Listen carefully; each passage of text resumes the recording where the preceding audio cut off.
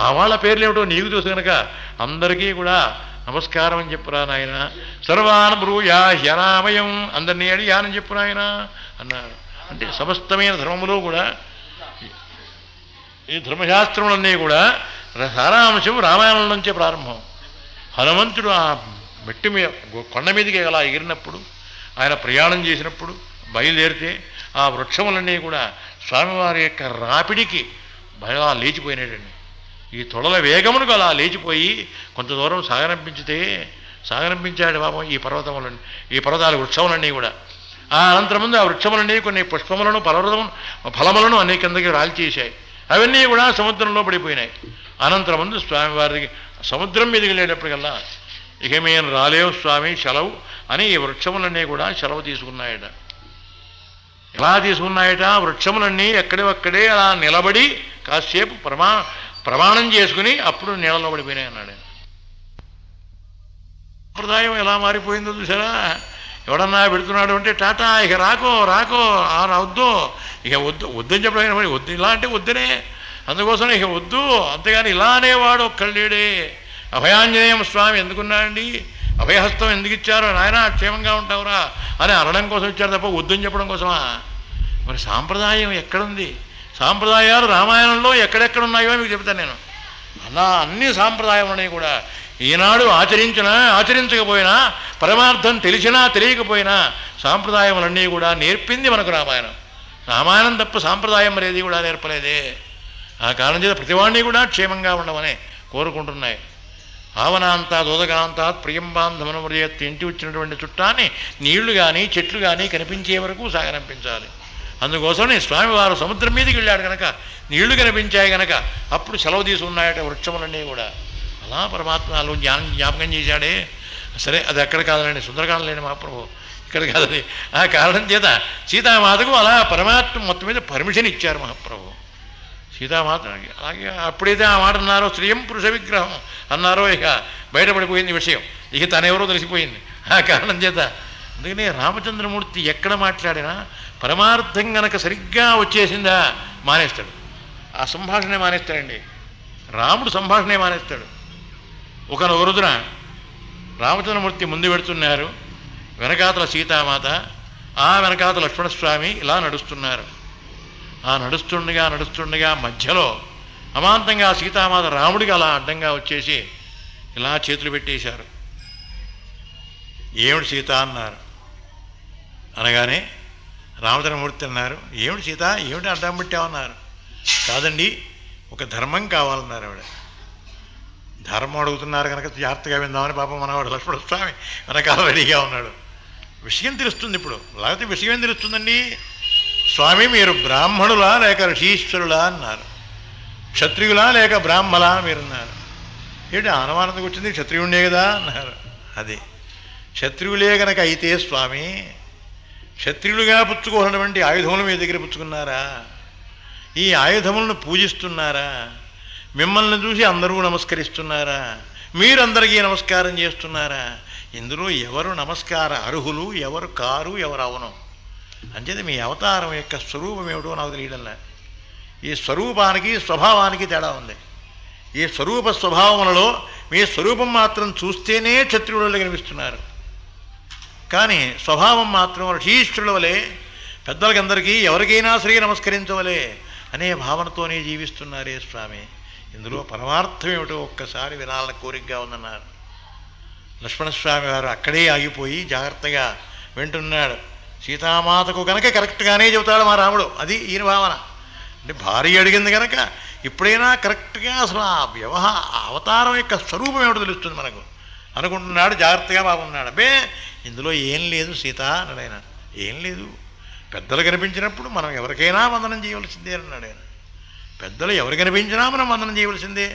వారు నమస్కారం అంటే నమస్కారం అండి అనవలసిందే తప్ప వారి దగ్గర అంత మాత్రం చేత నీచులుగా తక్కువలో ఉన్నట్టు, వీడేదో పెద్ద గొప్పలో ఉన్నట్టు మనకు నమస్కారం చేశారదా అని చెప్పి ఏదో రకరకములుగా మాత్రం ఎప్పుడూ కూడా అటువంటి భావన రాకూడదు. ఆ భావన రాకుండా నమస్కార అర్హత ఎవరికి కలుగుతుందో వాళ్ళకు కూడా కలిగినట్లే. అందుకనే ఉభయోహన భేద, ఇదివరికి కూడా ఎక్కడా భేదం అనేది ఉండదు. అంటే వారికి చేసిన వారికి చేయించుకునే వారికి కూడా భేదం ఉండదు. ఆ విషయాన్ని ఎప్పుడు కూడా మానవుడు గ్రహించవలే. ఇక కేవలం ఈ ధనస్సు ఇవన్నీ ఏదో పుచ్చుకున్నాను కదా అని కదా, అందువల్ల క్షత్రియులా లేక కేవలం అవతారం తయారైనారు కాబట్టి కేవలం మహర్షులా అని బ్రాహ్మలా అని కాదు, క్షత్రియుణ్ణే. ఎందుకో తెలుసా, ఈ ధర్మశాస్త్రం ప్రత్యేకించి ఈ ఆయుధములు కూడా ఎందుకుంటున్నాయో తెలుసా, సన్మార్గులైనటువంటి మహానుభావుల్ని మహర్షుల్ని జాగ్రత్తగా చూడాలి, వాళ్ళ రక్షించే బాధ్యత ప్రభువుది. ఆ కారణం చేత వారిని ఏవైనా మృగములు బాధ పెడతాయేమో, ఏవైనా అటువంటి మృగములు కానీ కీటకములు కానీ ఏవైనా ఇబ్బందులు కలిగిస్తాయేమో వాటిని మాత్రమే సంహరించి ఆత్మరక్షణ చేసుకుంటూ ఉండడం కోసమనే ఈ ఆయుధములు. అంతేగాని ఎందుకు ఆయుధములు, ఎందుకండి నాకు ఆయుధములు అక్కర్లే, ఎందుకు కేవలం మహర్షులను మాత్రమే సేవించడం కోసమని, మహర్షుల్ని ఉద్ధరించడం కోసమని, నేను మాత్రం శరీరంతో కాస్త క్షేమంగా ఉండడం కోసమని. అబే ఇందులో ఏం సీత తప్పుకోనది, అది కాదు స్వామి. అవతారంలో తేడా, క్షత్రియుడిగా ఉన్నటువంటి అవతారమునకు బ్రాహ్మడిగా ఉన్న అవతారమునకు ఒక తేడా ఉంది కదా స్వామి అన్నారు. ఆవిడ కొంచెం డీప్గా పెడుతున్నారు. క్షత్రియుడిగా ఉన్నటువంటి అవతారమునకు, క్షత్రియుడిగా ఉండే అవతారం అయితే కేవలం ఆత్మరక్షణ కోసము ఋషీష్ఠుల యొక్క రక్షణ కోసమనే అన్నారు, బాగానే ఉంది.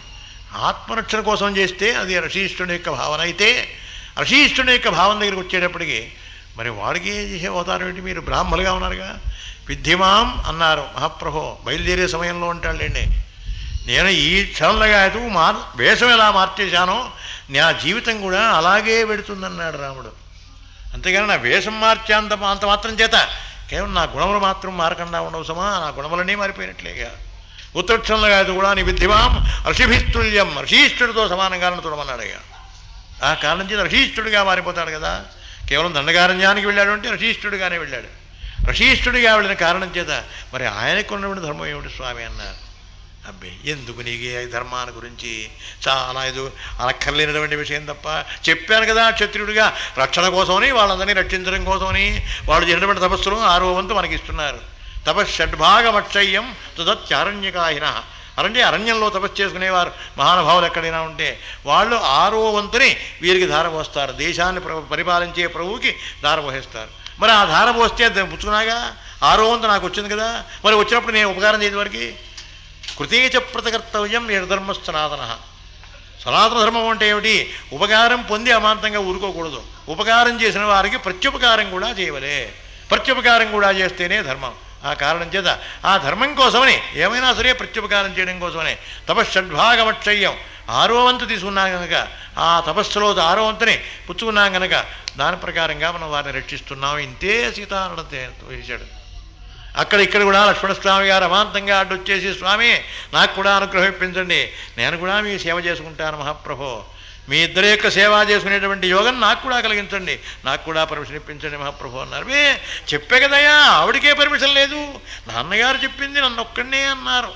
ఆ కారణం మరి ఆయన పర్మిషన్ ఇవ్వాలి కదా, మహారాజు గారు పర్మిషన్ ఇవ్వాలి, ప్రభు ఆయన చక్రవర్తి, అనంతరమందు ప్రస్తుతం మన గురువు తండ్రి అన్నీ కూడా ఆయనే కనుక మరి ఆయన పర్మిషన్ లేనిదే మాత్రం ఎవరికి నేను మాత్రం పర్మిషన్ ఇచ్చేవాడిని అన్నాడు. ఆయన నేను మాత్రం పర్మిషన్ ఇచ్చేవాడిని కాదన్నాడు. అంటే నాకు ఏ ఆధిపత్యము లేదు, నాకు ఏమీ అక్కర్లేదు అనే భావన రాముడు ప్రతి విషయంలోనూ జ్ఞాపకం చేస్తూనే ఉన్నాడు. కథలో జ్ఞాపకం చేస్తూనే ఉన్నాడు. సీత విషయంలో మాట్లాడినప్పుడు అలాగే మాట్లాడుతున్నాడు, కౌసల్య విషయంలో కూడా అలాగే మాట్లాడుతున్నాడు. నాకేమీ లేదు, నాదేం లేదు, ఇదంతా ధర్మశాస్త్రమే, నాదేముంది ఇందులో, ధర్మం అలా చెప్పింది అంతే, ఈ ధర్మానికి నువ్వు కావాలనుకుంటావా ధర్మ ప్రకారంగా అలాగే ఉండవలే అంటున్నాడు. ధర్మం అక్కర్లేదనుకుంటే నీ ఇష్ట ప్రకారంగా ఉండవచ్చు, నీ ఇష్ట ప్రకారం ఉండవచ్చు, ధర్మమే కావాలనుకుంటే మాత్రం ఇలాగే ఉండాలి. ధర్మమే సమస్తమైనటువంటి సృష్టికి కూడా రక్షించినా భక్షించినా లేక దాన్ని ఏం చేసినా కూడా ధర్మమే. ధర్మం ఒక్కటే దేశాన్ని కాపాడేది. ఆ ధర్మం అనేది లేకపోతే ఏమీ లాభం లేదు. ఎన్ని ఉపచారాలు చేసినా, ఏ రకమైనటువంటి బాధలు పడ్డా, ఏమైనటువంటి బాధ కూడా అవుతే ఏం లేదు మహాప్రభు. ఆ కారణం చేత అందరూ దానికి కట్టుబడ్డారు తప్ప ఇది నాది నేను చేస్తున్నాననే భావన మాత్రం ఎక్కడా రాముడు చెప్పడం లేదు.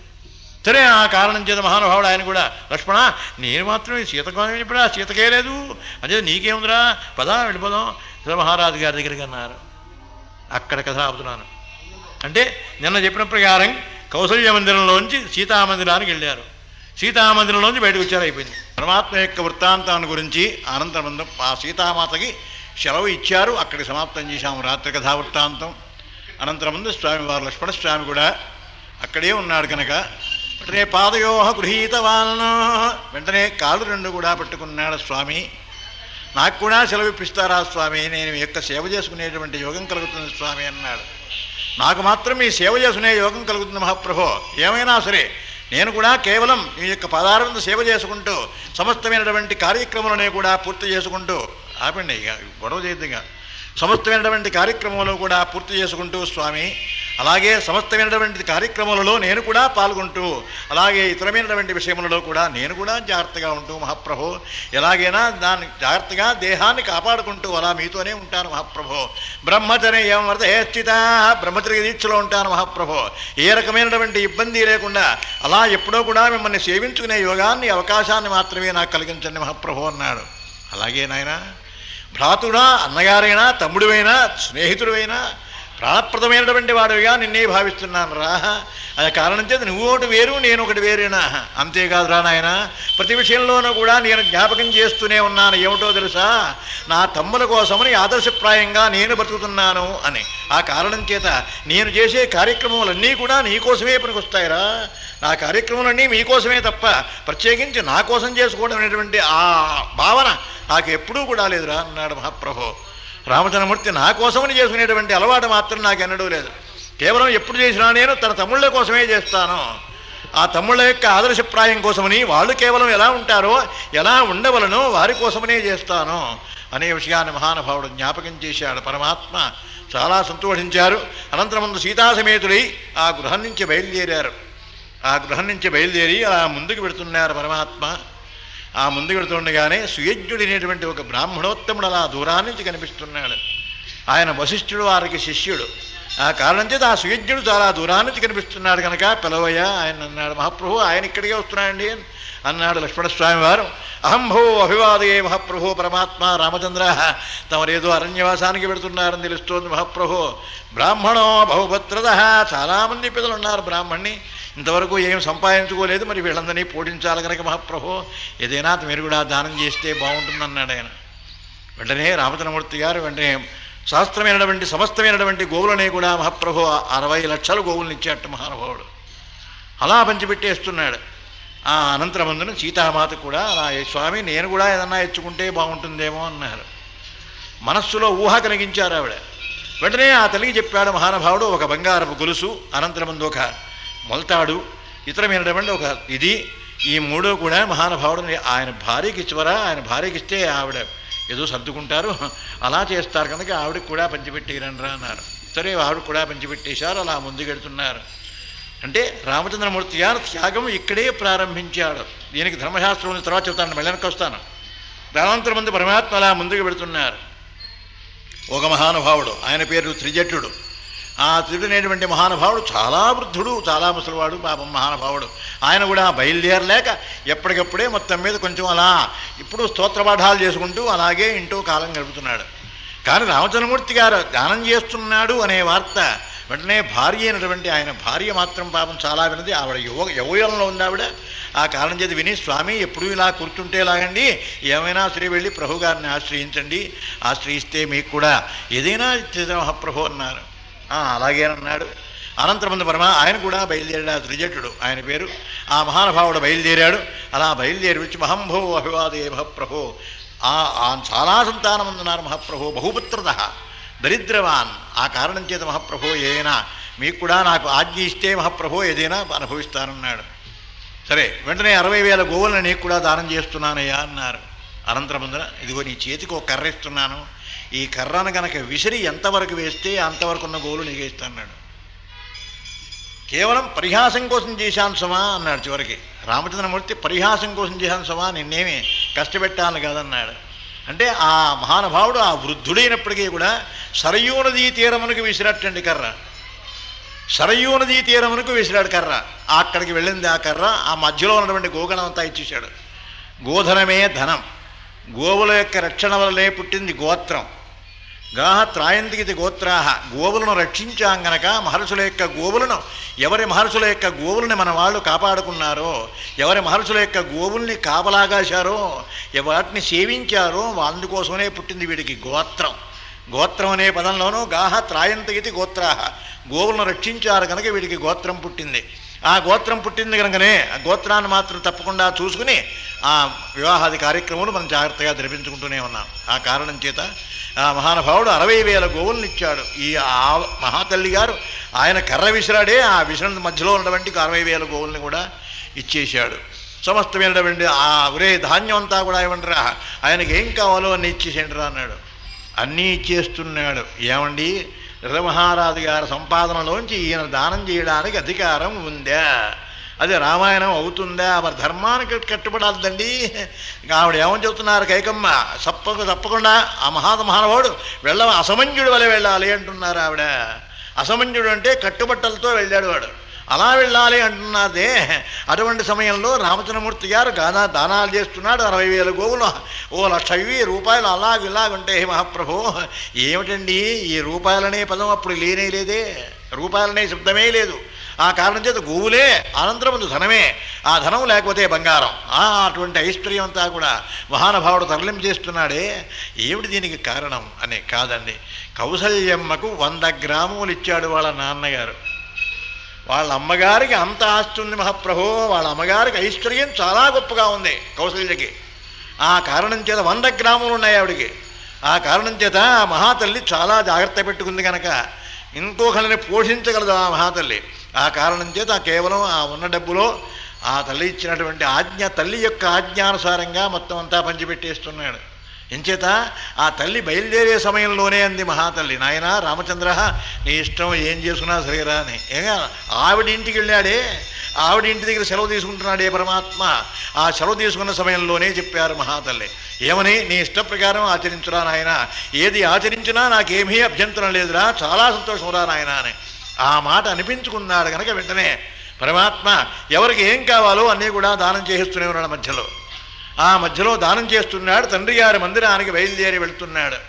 ఆ మధ్యలో ఆగాడు. లక్ష్మణ అని కాక వేశారు. లక్ష్మణ, జనక మహారాజు గారు ఇచ్చినటువంటి ధనస్సు, అలాగే ఆనాడు ఇచ్చినటువంటి 2 ఖడ్గములు, అలాగే అక్షయతూణిలో వచ్చేటువంటి అంబుల బదులు అవి ఉన్నాయి, అవి మాత్రం తీసుకురారా జాగ్రత్తగా బయటికి, ఆ పూజామందిరంలో ఉన్నాయిరా అన్నారు ఆయన. అంటే ఎవరి పూజామందిరంలో? గురువుగారి పూజామందిరంలో అక్కడ ఉన్నాయి అవి. అక్కడి నుంచి పెట్టారు, బయట పనే లేదు, ఆ వాటితో వాడుకోవాల్సినటువంటి పనే లేదు కదా, అందువల్ల అవి తీసుకురారా అన్నారు. రామచంద్రమూర్తి గారు ఆజ్ఞానుసారంగా లక్ష్మణస్వామి వెళ్ళాడు, అవి తీసుకొచ్చాడు. పరమాత్మ వాటిని పుచ్చుకుని బయలుదేరి మహారాజు గారి మందిరానికి వస్తున్నారు. ఆ మహానుభావుడు ఇంకో ఆయన కూడా అలా అడ్డపడుతున్నాడు, సుతీశ్వరుడు ఆయన పేరు. ఆ మహానుభావుడు కూడా వచ్చి, మహాప్రభో బహువత్రద, చాలా దరిద్రుణ్ణి మహాప్రభో అన్నాడు. సరే వాడికి కూడా ఏం కావాలో పడిపోరా అన్నాడు. శత్రుంజయమనే ఏనుగుని మహాప్రభో, అది మా మేనమామ గారిచ్చాడు ఈయనకి రామచంద్రమూర్తికి, దాని పేరు శత్రుంజయం. ఆ ఏనుగుని 10,000 ఆ ఏనుగులతో సహా నీకు ఇచ్చేస్తున్నానన్నాడు. 10,000 ఏనుగులతో దాంతో సహా ఈ శత్రుంజయమనే ఏనుగులా ఇచ్చేశానన్నాడు. సరే మొత్తం అలా అన్నీ కూడా దానం చేసేస్తూనే పరమాత్మ ముందుకు వస్తున్నారు. పరమార్థం ఇక్కడ విశేషం ఏమిటి అంటే, సరాసరి మందిరం దగ్గరికి వచ్చారు. వెంటనే సుమంతుడిని పిలిచారు. ద్వారధిష్ఠది రాఘవ, రామచంద్రమూర్తి ద్వారం దగ్గరికి వచ్చారు అని కబురు చేశారు. లోపలికి కబురు చేయవలసిందే. లోపల నుంచి పర్మిషన్ వస్తే కానీ ఎవరో కూడా ఎక్కడికి ఎప్పుడూ వెళ్ళకూడదు. తలుపులు తీసున్నా ఇంట్లో వారు పలికితేనే తప్ప మనం ఎప్పుడూ కూడా ఇంట్లోకి వెళ్ళకూడదు. ధర్మం అంతే ఇది. ఎవరైనా అప్పుడైనా ఇప్పుడైనా ధర్మం అంతే మహాప్రభు. ఆ ధర్మం నేర్చుకుంటే బాగుపడతాం. సరే అలాగన్నా లోపలికి వెళ్ళిపోతామంటే అది ఆ విషయం వేరే, వదిలేసేయండి. ఆ కారణం చేత ఎప్పుడో కూడా బయట నుంచి కేక వేయవలే. అనంతరం తలుపు తీసుంటే ఆ లోపల ఇంట్లో వాళ్ళు కనుక ఒక్కసారి పలికితే అప్పుడు రండి అంటేనే గడప దాటి లోపల అడుగు పెట్టాలి తప్ప, లేకపోతే మాత్రం ఎప్పుడూ కూడా ఇంట్లోకి వెళ్ళకూడదు. ఎంత చనువైనా వారు మన స్నేహితులైనా ఎంతైనా సరే. అందుకనే స్నేహంలో కూడా ఎంతవరకయ్యా అంటే, స్నేహం ఆ మహానుభావుడు రామచంద్రమూర్తి చెప్తాడే, జ్ఞాపకం చేస్తాడు. స్నేహం ఎంతవరకు?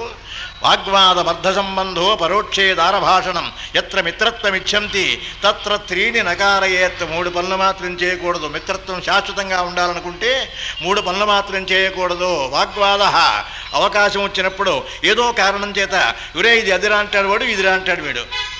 అలా నీది నాది నాది అని ఇది అనుకుంటూ నువ్వు చెప్పింది కరెక్టా నేను చెప్పింది కరెక్టా అనుకుంటూ కొంచెం వాగ్వాదం పెరుగుతుంది.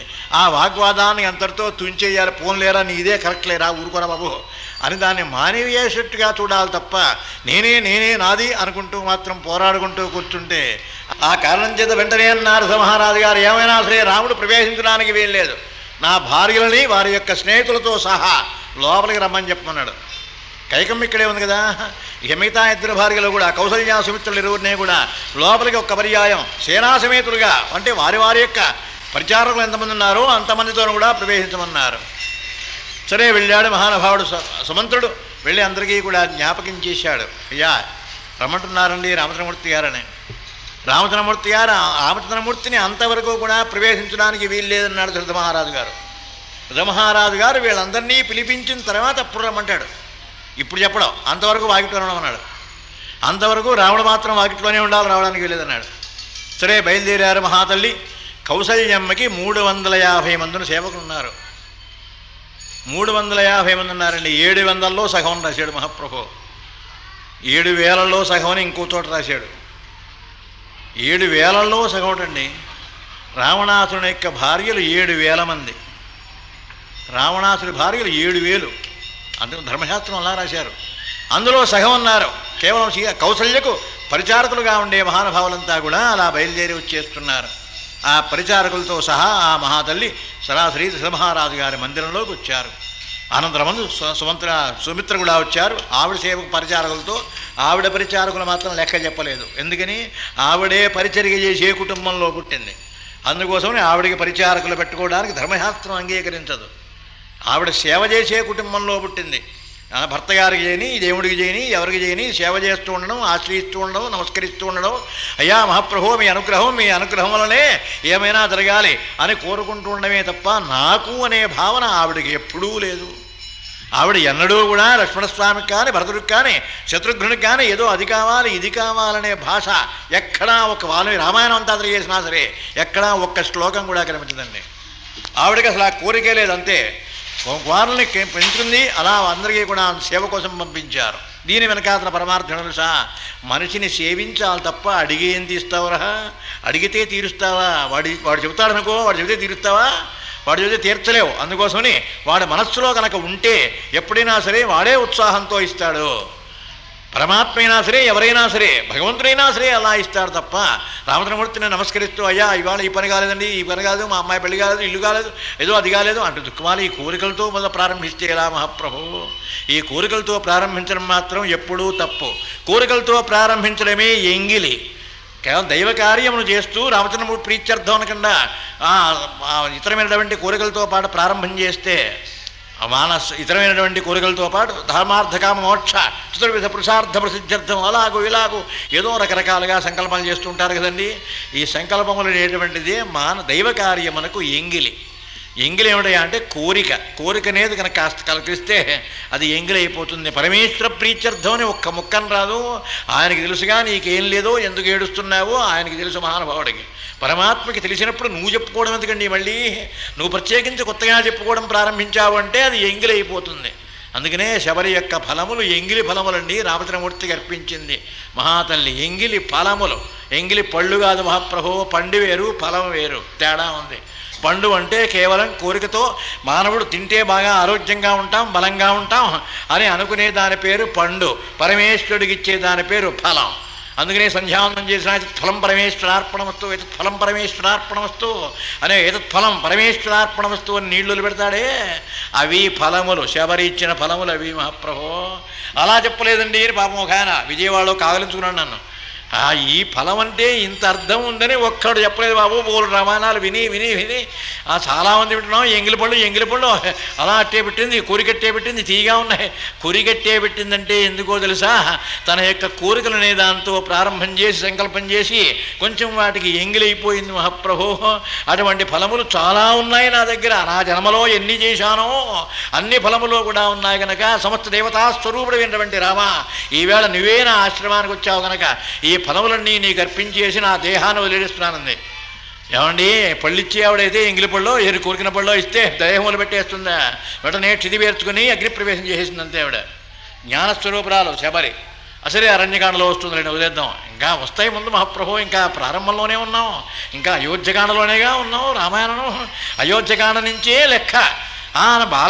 బాలకాండే ఉందండి. ఏదో స్వామివారు ఆ చిన్నతనంలో విశ్వామిత్ర మహర్షి గారితో బయలుదేరాడు. ఆయన కూర్చోమంటే కూర్చున్నాడు, వెళ్ళమంటే వెళ్ళాడు, నడవమంటే నడిచాడు, అంతే కదండి. ఈయనకి ప్రత్యేకత అంటూ రామావతారం యొక్క విశేషం ఏమిటో, రాముడు చూపించవలసినటువంటి పరమార్థం ఏమిటో అయోధ్యకాండ నుంచే ప్రారంభం. మహాప్రభో రామచంద్రమూర్తి అంతకుముందు మీద చూపిస్తాడు, మరి చిన్న కుర్రాడు. అంతేకాదు గురువుగారు యొక్క ఆజ్ఞ, వెనకాల గురువుగారు ఉన్నాడు. అమ్మో, ఆయన ఏం చేయమంటే చేయాలి, కూర్చోమంటే కూర్చున్నాడు, నుంచోమంటే నుంచున్నాడు, అంతే కదండి. ఆ కారణం చేత పరమాత్మ అలా బయలుదేరుతారు మహానుభావుడు. వీరందరూ కూడా వచ్చేశారు. ఆంధ్ర తర్వాత రామచంద్రమూర్తిని ప్రవేశించమని మళ్ళీ సుమంతుడికి ఆజ్ఞాపించారు. సుమంతుడికి వెళ్ళాడు. సుమంతుడు కూడా రామ మహాప్రభో దయచేయండి అన్నారు. రామచంద్రమూర్తి గారు ఆ లోపల ప్రవేశించగానే అలా చూస్తున్నట్టు బాబు అలా పడుకుని దశరథ మహారాజు గారు ఆ సీను అలా వర్ణించాడు మహాప్రభు వాల్మీకి మహర్షి. అలా లేచి గబగబా ఆ మంచం మించి లేచి రామా అనుకుంటూ గబగబా వెడుతూ పడిపోయినాడు. మధ్యలో పడిపోయినాడు, వృద్ధుడవడం చేసి పడిపోయినాడు. పాపం నోటి వెంబడ మాట రావడం లేదు, అలా పడిపోయినాడు. కనుక రామలక్ష్మణిద్దరూ కూడా అలా ఒక్క పర్యాయం లేవదీసి అలా కూర్చోబెట్టి సేద తీరుస్తున్నారు.